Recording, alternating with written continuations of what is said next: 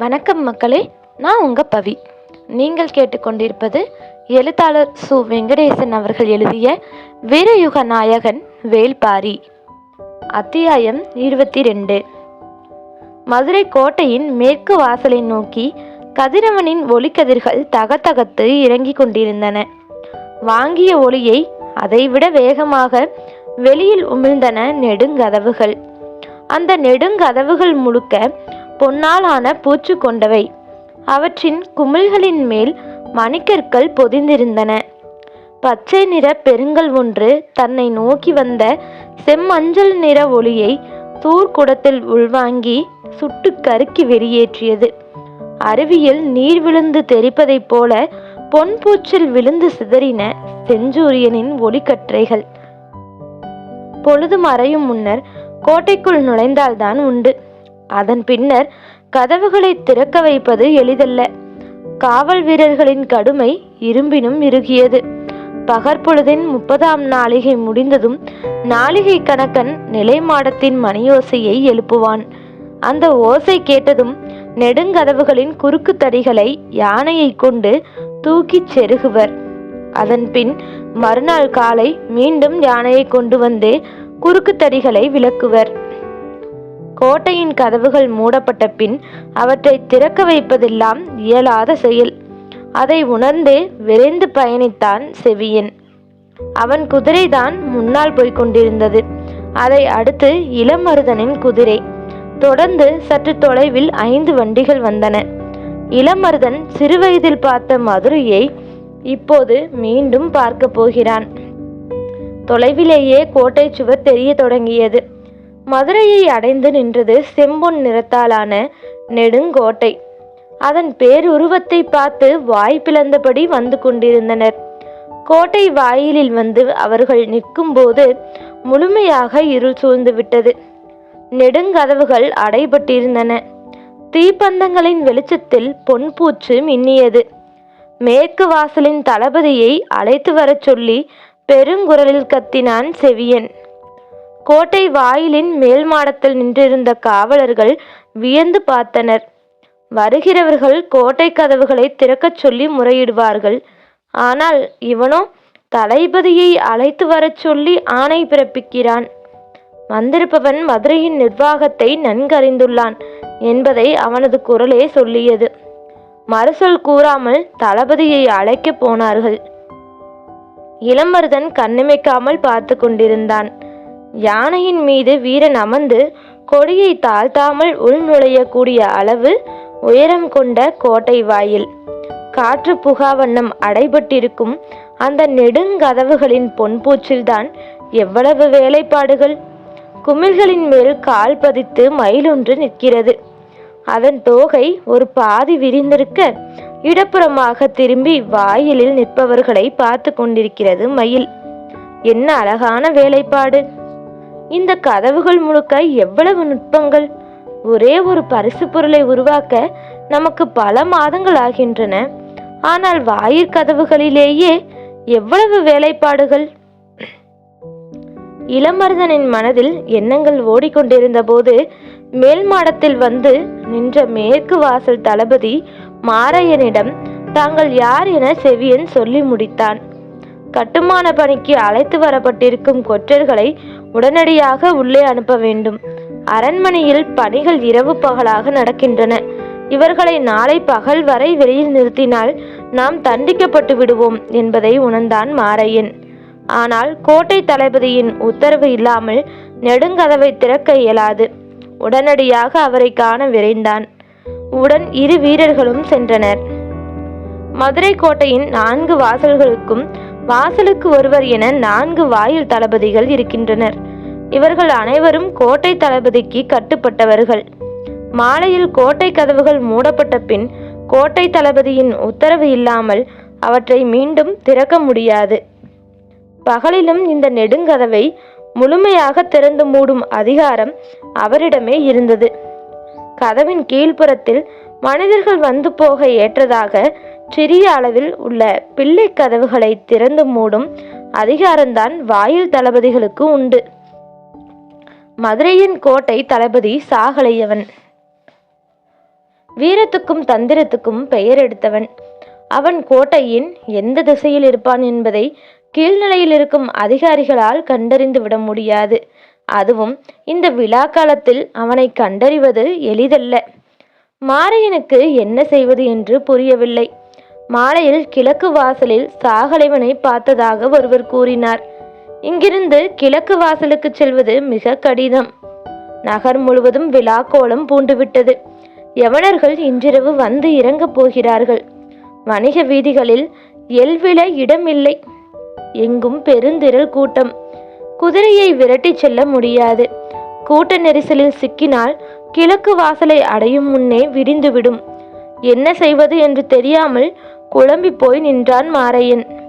அவனால் நிற்கவும் முடியவில்லை, நகரவும் முடியவில்லை. யோசித்தபடியே கூட்டம் குறைவான தென்புற வீதியில் நுழைந்தான். அந்த வீதி திரும்பும் இடத்தில் 2 குதிரைகள் பூட்டப்பட்ட தேர் ஒன்று கண்ணில் பட்டது. முன்னால் 4ம் பின்னால் 4மாக 8 குதிரை வீரர்கள் ஈட்டியை ஏந்தியபடி சென்று கொண்டிருந்தனர். போய்கொண்டிருப்பது அரசின் உயர் அலுவலர் என்பது புரிந்தது. யாராக இருக்கும் என்பதை அறிந்து கொள்ள விரைந்து சென்றான். அவர் அரசாங்கத்தின் களஞ்சிய தலைவர் வெள்ளிக்கொண்டார். இந்த பேரரசின் செல்வத்தை கட்டி காக்கும் மாமனிதர். அவரை கண்டதும் குதிரையை விட்டு இறங்கி வணங்கினான். மேற்கு வாயில் தளபதியை பார்த்தவுடன் அடையாளம் கண்டார் அவர். என்னவென்று விசாரிக்க சூழலை விளக்கிச் சொன்னான் மாரையன்.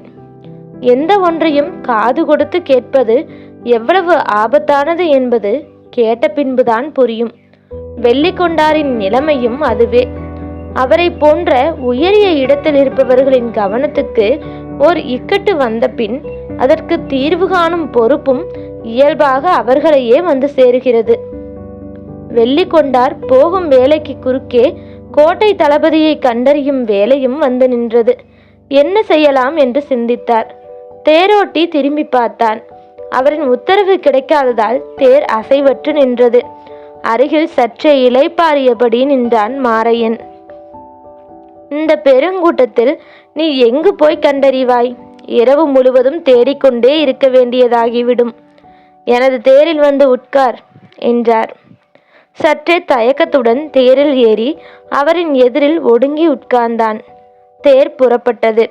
முன் செல்லும் குதிரை வீரர்களை கண்டதும் கூட்டம் தானாக விலகி இடம் கொடுத்தது. தென்புற சாலையில் இருந்து கிழக்கு முகமாக உள்வீதிக்குள் திரும்பியதும் திகைத்து போனான் தேரோட்டி. கூட்டத்தை விலக்கி தேருக்கு வழியை அமைக்க முடியுமா என்பது ஐயமே. முன்னால் செல்லும் குதிரை வீரர்கள் 4வரும் ஓசை எழுப்பியபடி சென்றனர். ஆனாலும் தேரின் நகர்வு மிகவும் மெதுவாகத்தான் இருந்தது. மாரையனின் கண்களில் இருந்து மிரட்சி அகலவில்லை. இப்போதே இப்படி என்றால் மணவிழா தொடங்க இன்னும் 2 வார காலம் இருக்கிறதே, மதுரை எப்படி தாங்கும் என்றான்.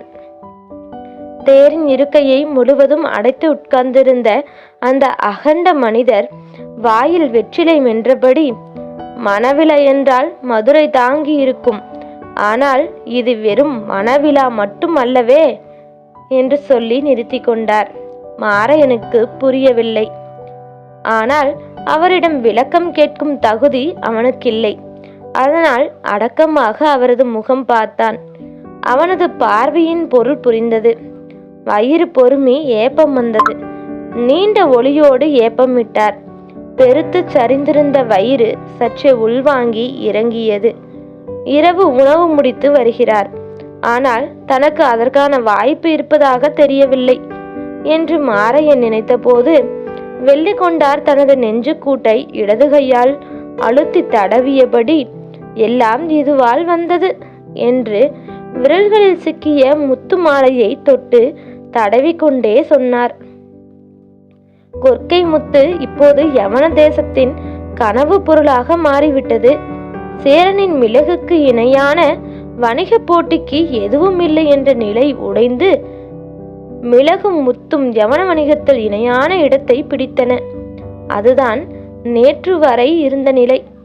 ஆனால் இந்த திருமணம் வணிக நிகர்நிலையை உடைத்து பாண்டியனை முதல் நிலைக்கு கொண்டு வந்துள்ளது. பாண்டிய இளவரசன் புதிய விற்பன் மணமுடிக்கப் போவது இன்னொரு வேந்தன் மகளாக இருந்திருந்தால் இந்த திருமணம் இரு நாடுகளின் திருவிழாவாகத்தான் இருந்திருக்கும். ஆனால் இன்று அப்படியல்ல. இந்த புவியின் பெரு விழாவாக இது மாறிப்போனது.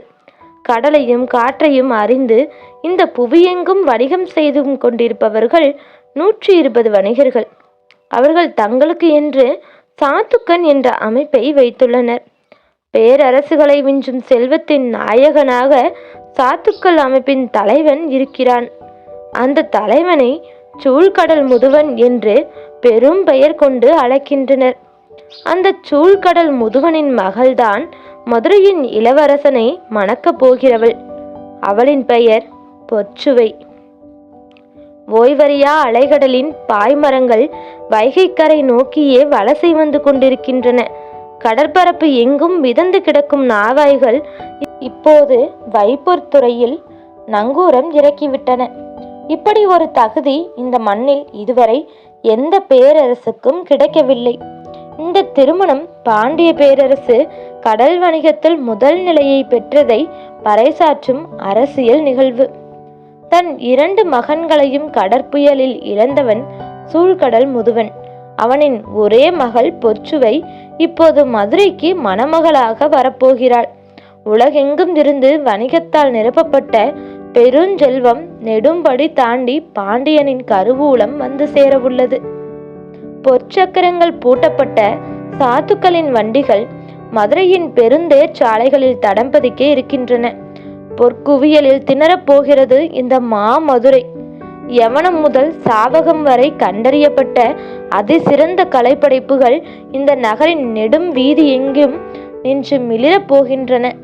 வணிக சாத்துக்களின் வரைவில்லா செல்வத்தை விட இந்த பேரரசே செழிப்பு மிக்கது என்பதை காட்ட வேண்டிய தேவை நம் பேரரசுக்கு ஏற்பட்டுள்ளது.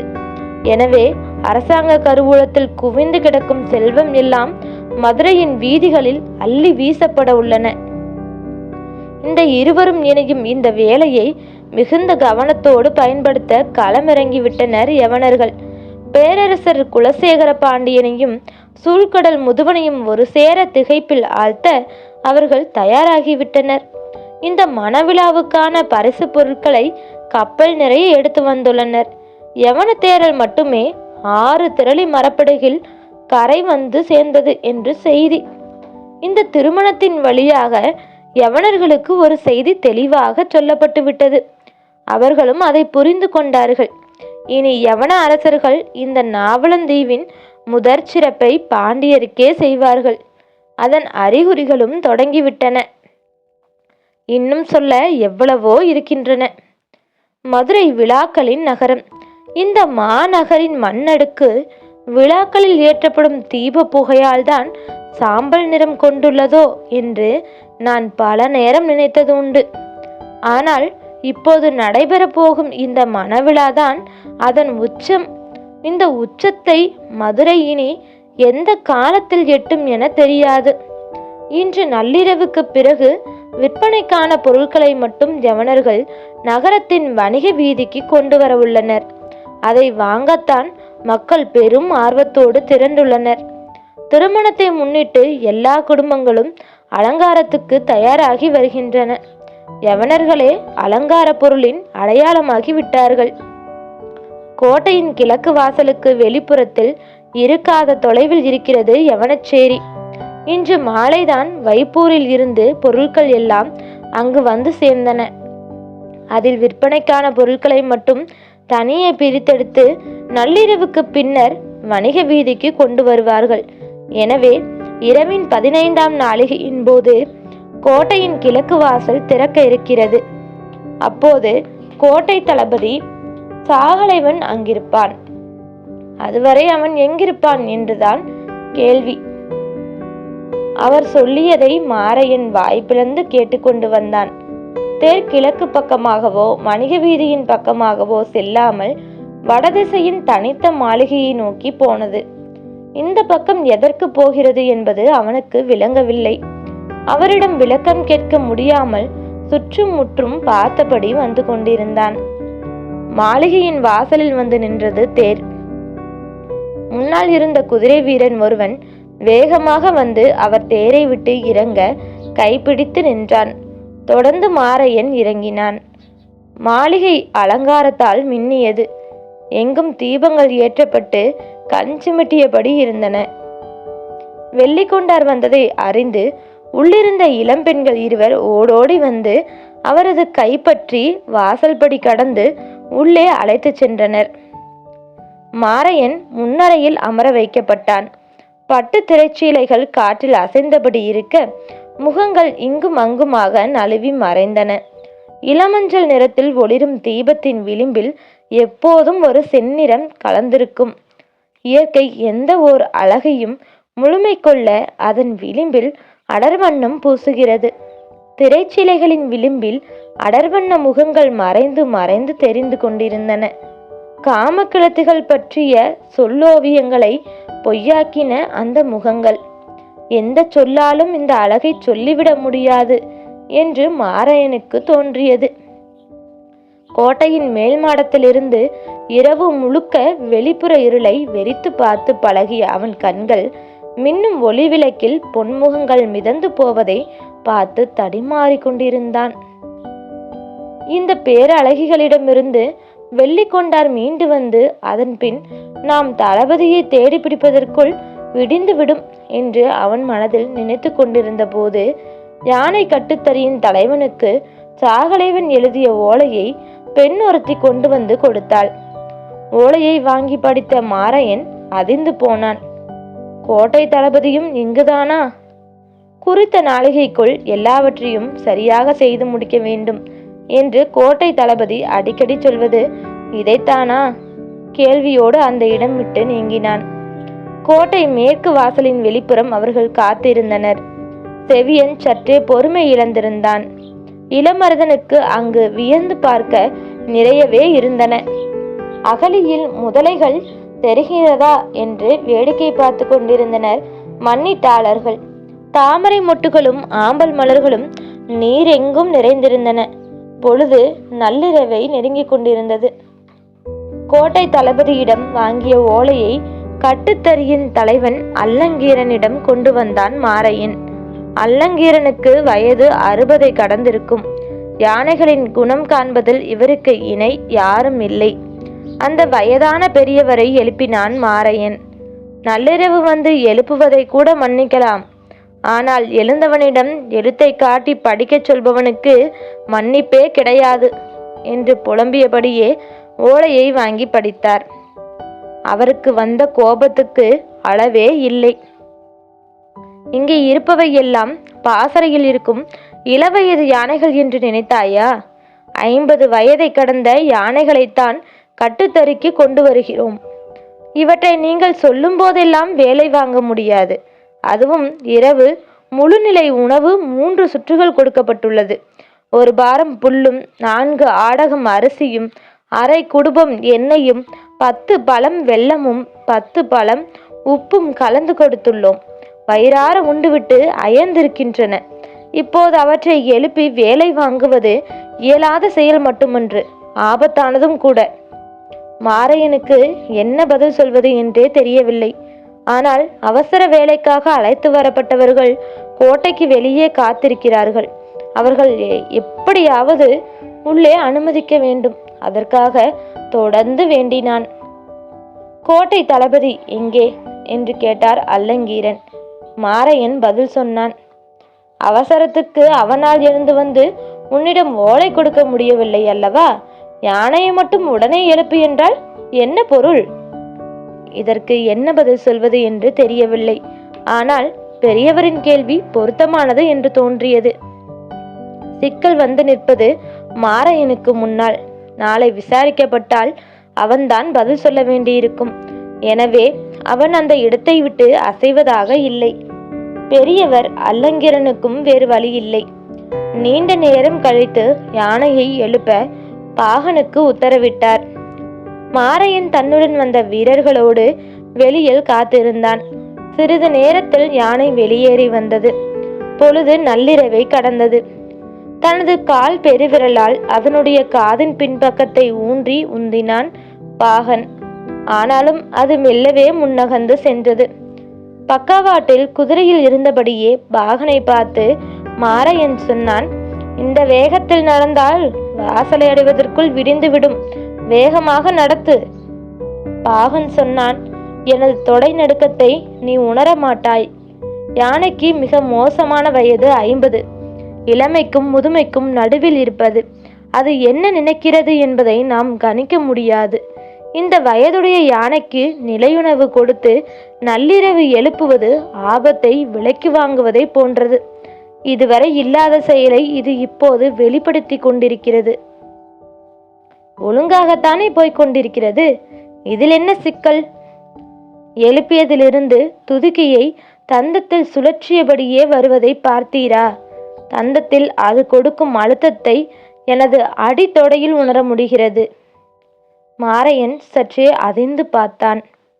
எனக்கு சொல்லப்பட்ட உத்தரவை நான் நிறைவேற்றி கொண்டிருக்கிறேன். ஆனால் எனது உத்தரவை யானை எந்த கணமும் மறுக்கலாம். மாரையன் குதிரையை வேகப்படுத்தி முன்னால் நகர்ந்தான். நள்ளிரவின் மணி ஓசையை நாளிகை கணக்கன் எழுப்பினான். கோட்டையின் கிழக்கு வாயிலில் முரசுகள் முழங்கத் தொடங்கின.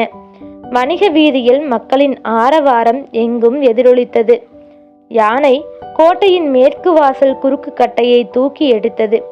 அப்படியே வலதுபுறம் திரும்புவதற்காக இடது பாத முனையால் இடப்பாக காதின் அடியை மெல்ல தட்டினான் பாகன்.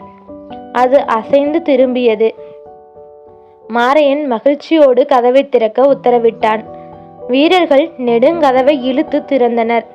இளமருதன் குதிரையை விட்டு இறங்கி தனது ஆளாவை பிடித்தபடி மதுரைக்குள் நுழைந்தான். வண்டிகள் 5ம் ஒவ்வொன்றாக உள் நுழைந்தன. கடைசி வண்டியில் உட்கார்ந்திருப்பவர்களுக்கு இடையில் மரச்சட்டகத்தால் ஆன கூண்டு ஒன்று இருப்பதை பார்த்த காவல் வீரன் ஒருவன் கேட்டான், என்ன அது? தெய்வ வாக்கு விலங்கு என்றான் ஒருவன். இன்னொருவன் தேவ வாக்கு விலங்கு என்றான். காவல் வீரனுக்கு அவன் சொல்வது புரியவில்லை. என்ன பெயர் சொல்கிறீர்கள் என்று மீண்டும் கேட்டான். தேவாங்கு என்றான் இன்னொருவன். கோட்டைக்குள் நுழைந்ததும் அவை இரண்டும் மிரண்டு பார்த்து கண்களை உருட்டின. எல்லோரும் உள்நுழைந்த உற்சாகத்தில் இருந்தனர். மாரையன் பெரும் மூச்சு விட்டான். பாகனுக்கு உள்நடுக்கம் பல மடங்கு அதிகமானது. குறுக்கு கட்டையை தூக்கிய பின் அது அமைதியாக நடந்து கொண்டே இருந்தது. அவனது கால்கள் இரு காதுகளுக்கு அடியில் அனைத்து உத்தரவுகளையும் கொடுத்துவிட்டன. அது எதையும் பொருட்படுத்தாமல் சென்று கொண்டே இருந்தது. அந்த பெரும் குறுக்குத்தடி அதன் தந்தங்களின் மேல் வாகாக உட்கார்ந்திருந்தது.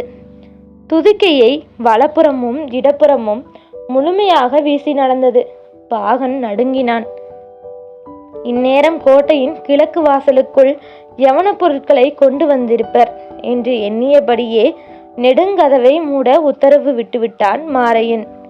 வீரர்கள் கதவை இழுத்து அடைத்தனர். குறுக்கு தடியை பொருத்த சொல்வதற்காக மாரையன் திரும்பி பார்த்தான். தடியை சுமந்தபடி யானை இடப்புறம் உள்ளே போய்கொண்டிருந்தது.